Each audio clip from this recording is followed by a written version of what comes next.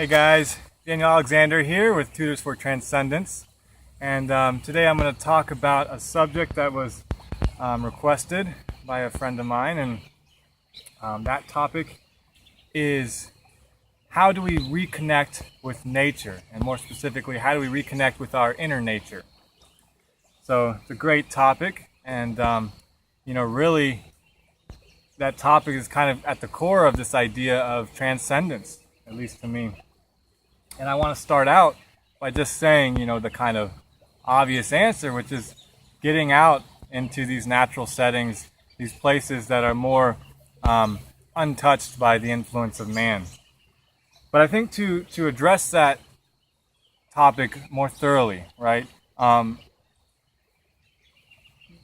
we have to define, I guess, what nature is. Now, I've had some kind of deep discussions with friends who talk about nature as this kind of all-inclusive word that really describes everything that kind of fits into the concept of the universe. And I definitely appreciate that understanding, and we should all recognize that it is true that everything that has been manifest was made manifest through that same natural unfolding process that the universe does.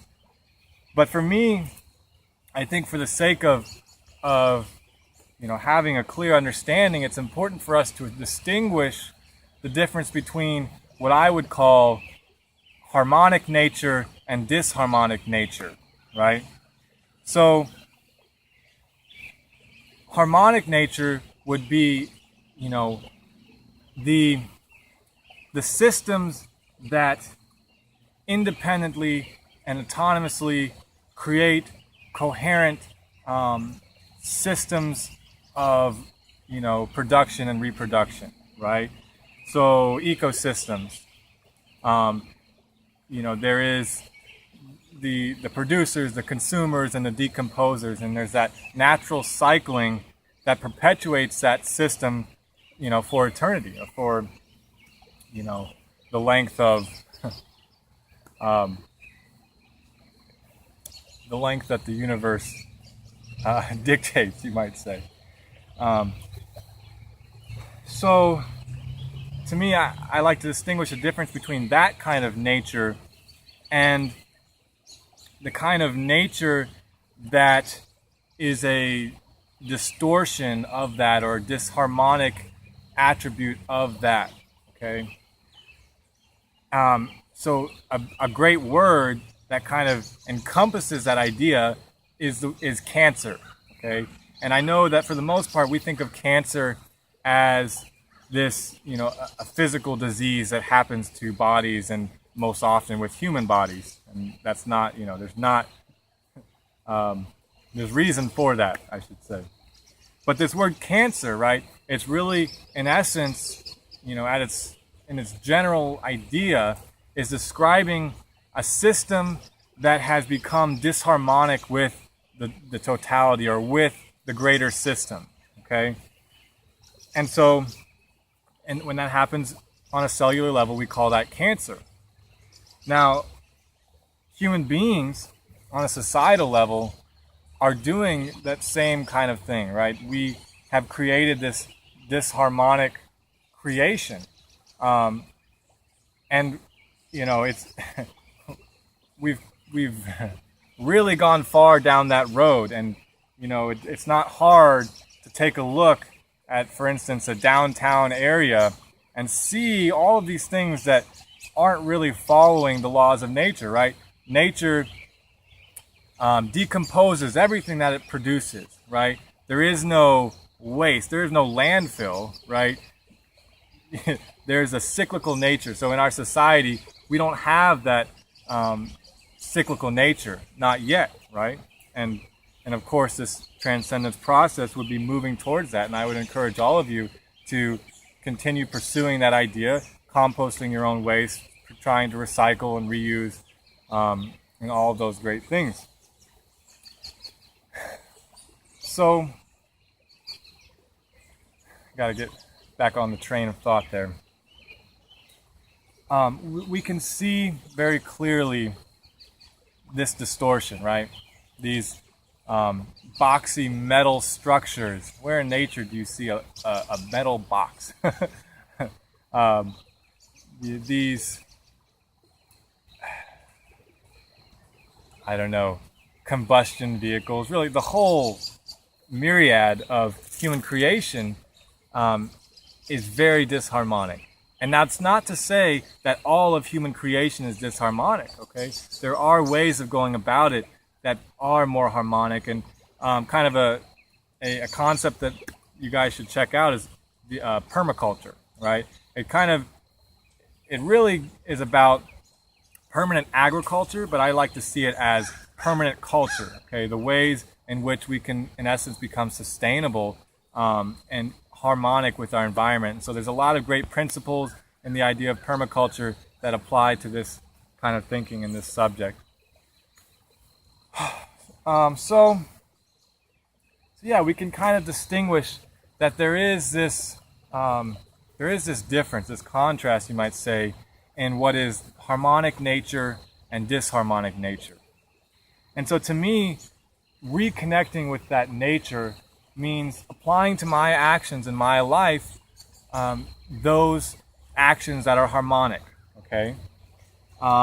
As far as diet, right? Eating sustainably, that would mean eating more locally, eating closer to the sun, okay? The sun is the most abundant energy source, right? And so it kind of makes sense that our diet should be closer and closer to that energy source. And really, I mean, that's a big topic to abstract on, and I, don't want to get out of context with it. But, I will just say that there is a kind of a rational understanding of diet as well, of natural diets, I should say. In our society, when you go to the grocery store, it's like you get everything. You get all these options. But in the natural world, you would have the options that the seasons give to you, right? Some plants, bear fruit in the spring, in the summer, in the fall. If you are living in the northern regions, right, you might be eating a lot more meat and fatty substances, right, to make it through those long winters. So that does apply here, because that's another facet that we can reason through and take into account when we are trying to reconnect with nature or harmonic nature. As well, just some more specific things we can do. Something that I enjoy doing and I need to do more, right? We always need to do these things more. We always need to keep pushing ourselves. But I do yoga, and I also do Kriya, so Kriya yoga. And so most people know what yoga is, right? And it doesn't have to be in the context of the Hindu philosophy. It's really, when I say yoga, just about kind of connecting with this body of ours and really being taking control of the wheel, right? Being the driver of this physical vehicle. And so yoga is a great thing for that, because it brings your attention to the body and kind of reconnects us with that nature, that natural expression, you might say. With the Kriya breathing, so that's one that's very significant to me, and I would encourage everyone to take up some kind of breathing practice. And the way to understand that, what is the first thing when we come into this world? What is the first thing we do? We take a breath, right? What's the last thing we do? We breathe out. And, you can go without food for, a pretty long time. You can go without water for, less, but still a decent amount of time. But how long can you go without oxygen, without breathing? And so it's one of those things that we kind of take for granted, and it's another one of those things that is just usually on autopilot, right? There's just the blanking on the word, but the natural function, involuntary function. Thank you. There's the word. Breathing for us is usually an involuntary function, and so when we kind of take control of that process, it's like we're taking control of the foundation of our life expression, of our life force. Okay, so it's a very profound thing when you do it in a very intentional and kind of rhythmic way. And there's not, I'm not going to say there's a right way to do it, right? There's lots of different breathing techniques, and really what's important is just the focus, right? Focusing on that breath and connecting with that most foundational or natural aspect of our being. So, you know, I could go on. Something that I did want to mention.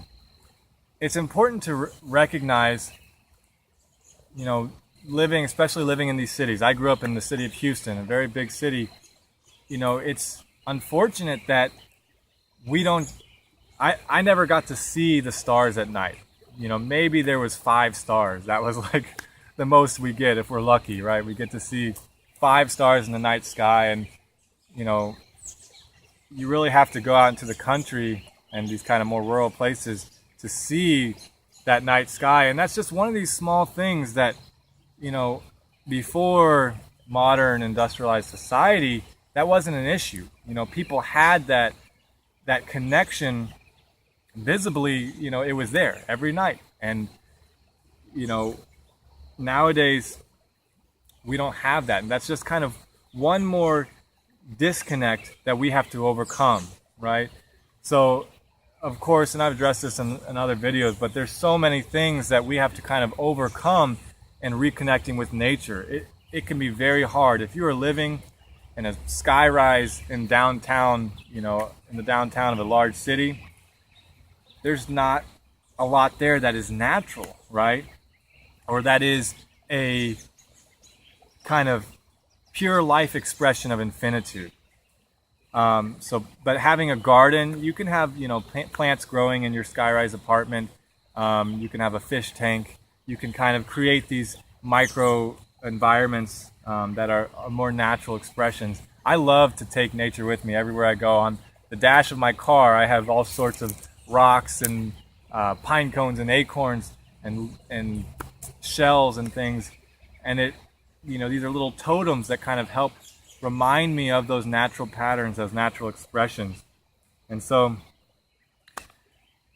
you know, just continue to contemplate that idea and find, you know, the true natural expressions, the harmonic natural expressions, and find how that differs from the more distorted man-made creations and the sort of modern day dystopia that we live in. All right, I will leave it at that. Thank you guys for listening, and feel free to comment and ask questions, and of course like, share, and subscribe. And I will, you know, continue sharing my thoughts, just because, you know, if I was so grateful to have so many teachers, specifically through the internet and YouTube, help me progress along my path. And so again, I feel it's time for me to give back, and I know there's going to be people out there who are, you know, on this journey, on this path of transcendence and awakening, that will appreciate the guidance. So if you're listening, I am here to help, and again, ask any questions. Peace.